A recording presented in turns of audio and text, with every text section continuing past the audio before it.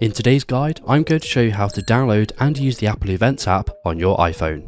The purpose of the Apple Invites app is to help people with Apple devices to create and manage events with other people. Before we get started, it's worth noting that in order to create events on your iPhone, you'll need to have an active iCloud Plus subscription. However, to receive invites from other people, you do not need an active subscription. The first thing we need to do is to download the app. To do this, you want to open the App Store, and then you want to click on Search in the bottom right hand corner, and you want to go ahead and search for Apple Invites. Once you've done this, it should be the top result, which will look like this. So you want to go ahead and click on the Get button and download the application to your iPhone. Once it's been downloaded, you want to click on Open, and when you open it for the first time, you'll be taken to this screen, which will give you a little overview of the app. So once you're ready, you want to click on Continue, and then you'll be taken to the Welcome screen.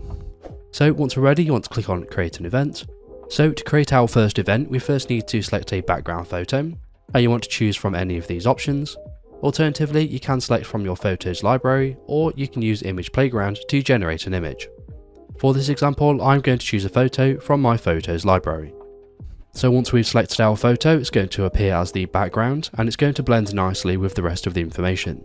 Next, we need to give our event a title, so I'm going to call this LAN Party. And you can also choose a text style as well. So I'm going to choose this bold format as it suits the theme of the event. Now we've done this, you want to give the event a time and a date. So I'm going to choose April the 1st, and it's going to start at 6 o'clock. Now you can also give it an end date if you'd wish to do so, but I'm going to leave it for this example. Next, we need to give our event a location. So I'm going to set it to the nearest Apple Store. And once we've done this, we can scroll down and we can also give it a description. Now we've added a description, below that it's going to give us the predicted weather information, and of course this is going to update as the event gets closer.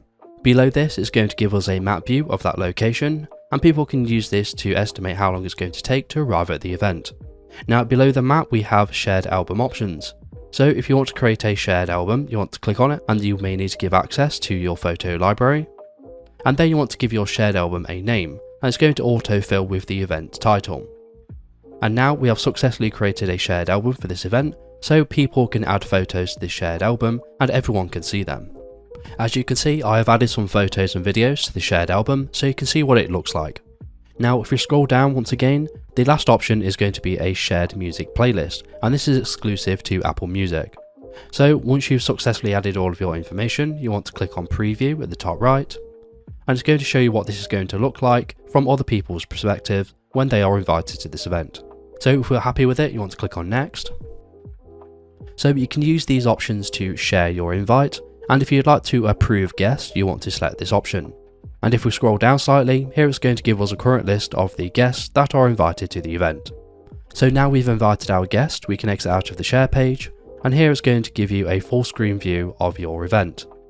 If you'd like to add this event to your own calendar, you want to click on the calendar option in the top right hand corner, and then you can go ahead and add it from here. If you'd like to make edits to your event, you want to click on the three dots in the top right hand corner, and here you want to select Edit. So once we are happy with our event, we can exit out of the information card, and that will take you to the home screen view of the Invites app. And here it will give you a list of all of the events that you are currently invited to. As you can see, I only have one, and this is the only one that I have just created.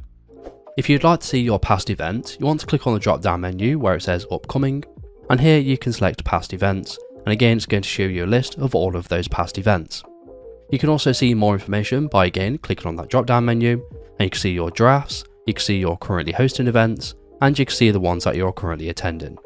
If you would like to create another event, you just want to click on the plus button in the top right hand corner, and you want to go ahead and create your event just like we did before. You can also create and manage your invites from any web browser from any device, and these devices are not exclusive to Apple devices. So if I open my Safari web browser and I go to my iCloud account, I can scroll down here to Other Apps and click on the Invites app. When I do this, it's going to show me an overview of all of my current events, and as you can see, this is the event I created earlier.